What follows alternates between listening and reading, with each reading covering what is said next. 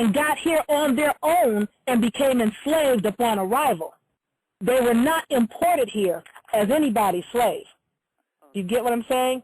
So I'm saying that to say, even if you find a so-called African in your ancestry, it does not mean they were imported here in involuntary servitude. They may have found themselves submitted to involuntary servitude, but it does not mean that they were dragged here from overseas.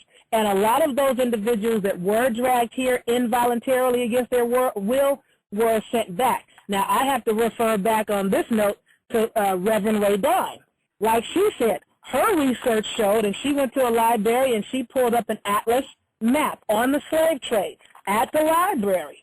She went in, and the map that she found showed the arrows of the slave trade, you know, like arrows that point to the direction of the slave trade.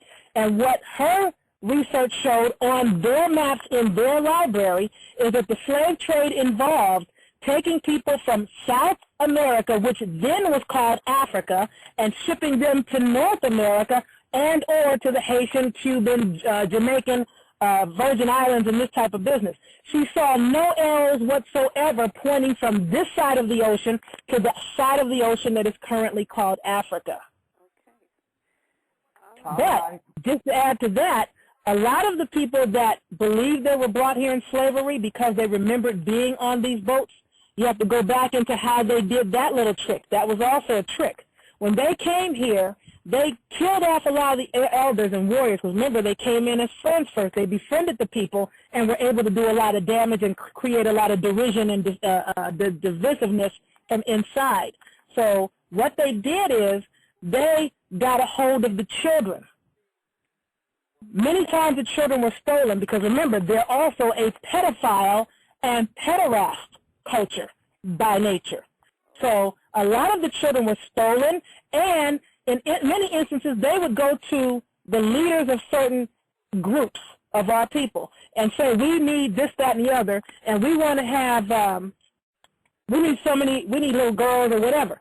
Our people love their children then and love their children now, unless you're just strung out so far removed on crack that you're not thinking straight at all, which is the case, unfortunately, in a lot of instances. But there was, I think there was a group called the Ursuline Mothers who demanded little girls, probably because they were lesbian. Well, I don't even want to say lesbian. They were child molesters. There's a difference between a homosexual adult and someone that is into children. Now, one of the things they did when they got a hold of our children, they would take them and put them in these all-boy schools, especially in Canada, all-girl schools. And that goes back to this movie called Rabbit-Proof Fences. If you look at that, and then there's another movie about this, I forget the name of the movie. It came out recently about a little boy that was on Walkabout, and I think it's called Australia. But if you watch these movies, you'll see the same games going on all the time. What they would do is they got a hold of the children, they would torment them, torture them, molest them, murder them in front of one another to put them in a state of trauma. Frequently, they would take them, because our children were very good at getting back to where they came from, just like the little girl in Rabbit-Proof Fences. But they would put them on these boats. They would ferry them up and down the Mississippi River. And that is where that whole roll, roll, roll your boat, life is but a dream story comes from.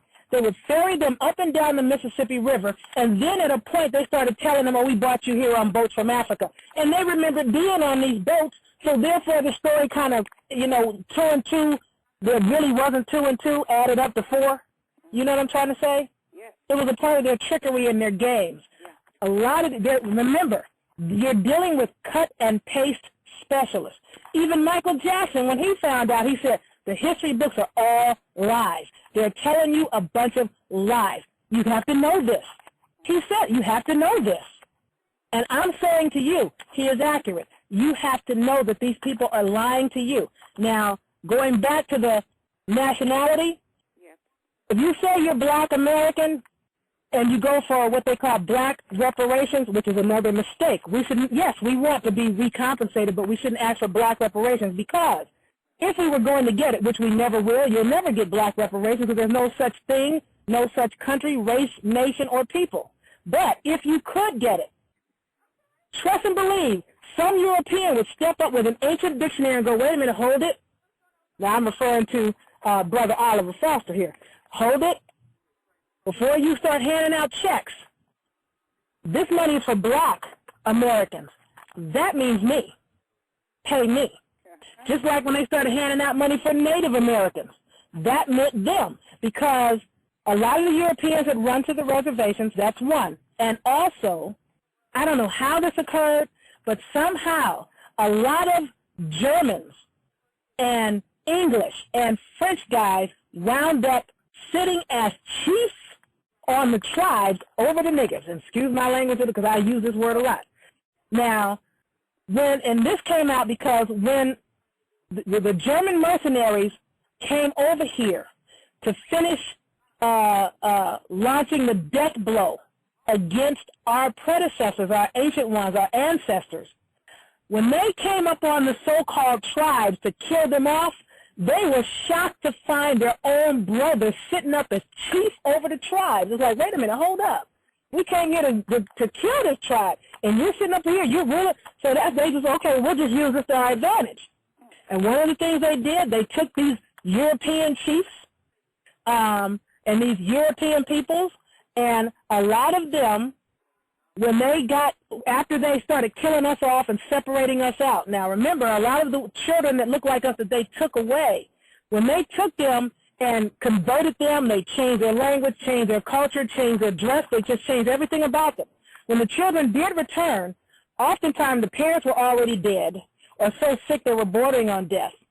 Or the children, because they were not allowed to speak the language, they couldn't even communicate with their elders anymore. So one of the things that took place is these little individuals came back and wound up being kind of the police, and they bring that out in, I think it's Bury My Heart at Wounded Knee. Or it might be Geronimo, but I'm thinking it's Bury My Heart at Wounded Knee. But they came back and wound up, with the guns on their own people, who they were these people, but then again, they weren't anymore.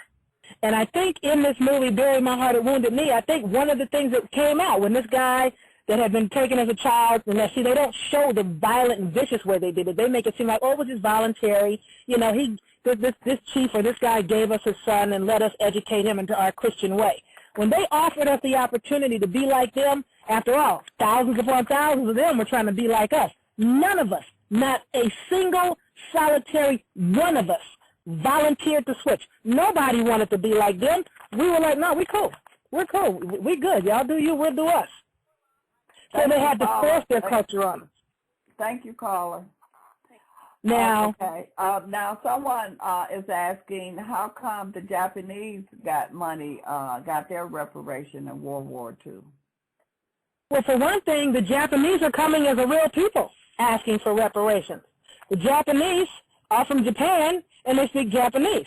You know what I'm saying? Now we're going to be getting into, I wish my sister, Lady Ma, was on the line, because I need to go in the house and get my computer to even remember the word. But you have to start looking in the words like ethnonym and demonym. You get to looking into these words and you can kind of get it. You're Japanese from Japan, or you're a Japanese person from Japan, and you speak Japanese. And you have your landmass, your culture, your language, your flag, your constitution. Most of the people that are getting reparations are our people, except, for lack of better words, the so-called Jews, who are primarily Nazis, who, under Operation Paperclip and other types of operations, were able to escape being tried for war crimes by taking on the names and identities of the people that they murdered and claiming to be Jews, but are not and do lie. Now, I'm going to go back. I'm not even a Christian. I'm going to go back to the Revelations 2:9 and 3:9. I know the blasphemy of them that say they are Jew and are not, but do lie. They're German, most of them. I'm not saying all so-called Jews are not, but the so-called original Jew was, for lack of better words, also so-called black. Most of the so-called Jews you see now are really a bunch of Germans that have so-called Jewish names, and they're still doing what they do best. And I kind of lost my train of thought. I was going into the whole. I'm gonna take another call. Okay. Okay.